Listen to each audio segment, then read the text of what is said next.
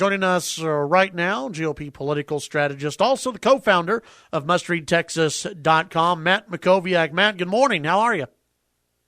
Yeah, good morning. Great. Thanks for coming on today. Let's take a look at, Rick Perry. He announced last week. I think just about everyone, at least on the Republican side, seemed to have thought that, Rick Perry's big announcement speech went well, that he, kicked off things in the right manner. And, if that's the Rick Perry we're going to see in this election, I think some candidates may have something to worry about. What do you think? Yeah, I remain convinced he's an undervalued stock for the Republican primary, and I was there in Addison for the event. It was very well done. He had probably 1,500 people in the crowd, in a suburb of Dallas, about 20 minutes north of Dallas, on a very hot day in a hot airplane hangar. But it was a very good event, very professionally done. The speech itself was, I thought, very positive and hopeful and substantive. He is putting all the pieces together very effectively this time around. He's much better prepared. I think he's more confident, but he's confident really, for a reason this time. And he's grown a lot. So, I think there's two challenges that remain for him. One is this indictment that is still a variable that he doesn't control. I know we all don't think the indictment is credible, but it still is out there. And so I think in the next 2 weeks we're going to know whether the Third Circuit has decided to uphold the judge's ruling on the motion to quash, essentially allowing the case to go forward, or whether they rule with Perry's lawyers. Either way, Scott, that's going to get appealed to the Court of Criminal Appeals, and that would take weeks or perhaps months. So the indictment goes on. Perry still has to get rid of that. If he's not rid of that by, let's say, this fall, I think it's a problem. And then secondly, it's the debates. August 6th in Cleveland, Fox News. Presumably Perry's in the top 10, and he's participating. I think if he does a good to great job at that first debate, voters and the media are going to look at him completely differently, and the oops storyline is going to almost completely wash away. So those are the two things that are facing him as he launches his second campaign. Yeah, that debate, and it's something that I and others have pointed to as that's the first goal. You have to make that debate. If you're Rick Perry, you have to make it. Otherwise, your campaign is over. Do you think there is a good chance he makes that debate? I do. I mean, I'll be interested to see how the polling changes for him in the next, 10 days after his launch. I mean, most of these candidates have gotten, 5 or 8 point bumps in national polling after their announcement events. We'll see if Perry does. Look, I was surprised.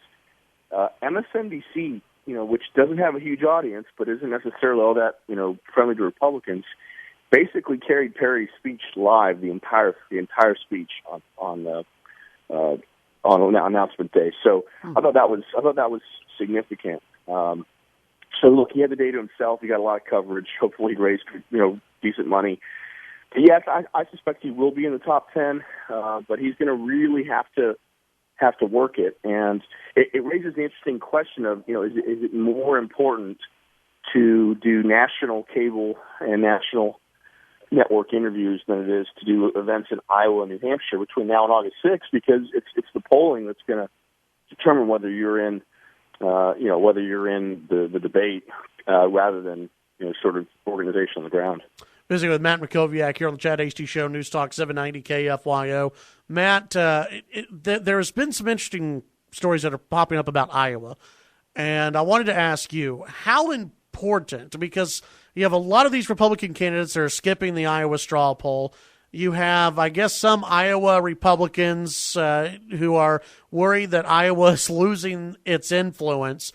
Is Iowa losing its influence? How important is Iowa in the 2016 race, and maybe even going forward? How important will Iowa be? Yeah, I think there's a few things to remember. I worked in Iowa in the 2004 cycle on the Bush Cheney election campaign, so I have some experience having worked there. There's no question that the straw poll is vastly diminished in terms of its importance. If you look back to the last race, Michelle Bachmann won the Iowa straw poll by a very small margin over Ron Paul.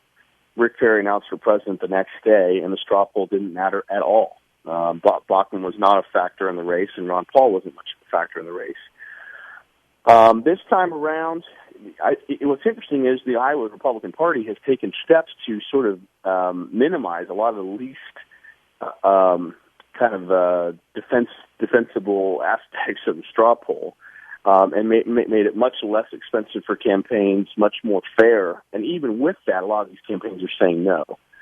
So, look, I think every campaign has to make their own decision about the straw poll. They're looking at it and saying, what's the cost, what's the risk, and what's the potential upside? And for pretty much everyone, they've said the risk and the downside outweighs the cost and the upside.